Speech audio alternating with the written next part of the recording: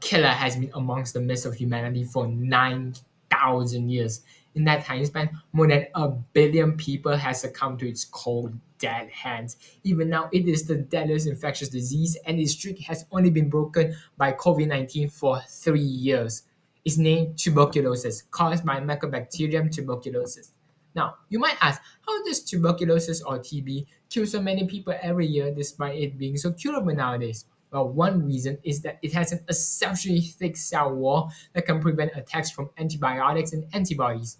Another reason is that it requires less than 10 bacteria. Let me emphasize that again. Less than 10 bacteria to start an infection in your lungs. It also targets the frontline soldiers in the alveoli, alveolar macrophages. An alveolar macrophage will ingest the bacteria into a phagosome once it realizes the bacteria. However, this is exactly what the bacteria wanted.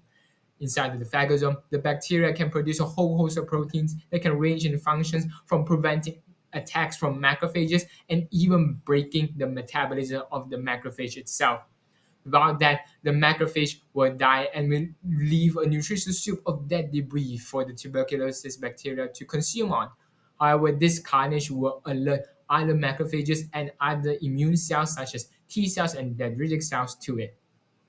Now, some macrophages will be infected by the bacteria. However, the immune cells will eventually form a granuloma, a cocoon-like structure that prevents the infection from spreading further. This will occur in around 95% of cases, and most people won't even realize that there's a tuberculosis infection in their body for years or even in their lifetimes. However, in about 5% of cases, if a person's immunity is weakened or compromised, the granulomas will break and the bacteria can run rampant in their lungs and other organs as well, which can result in death. A challenge in curing TB and eliminating them is that drug-resistant TB bacteria exists where normal TB already requires more than 4 to 9 months of treatment that's continuous to cure it. Another reason is TB medication and screening. About 80% of TB cases nowadays occurs in low and middle income countries where the TB medications prices can be high and there will be enough equipment for screening and detecting TB as well.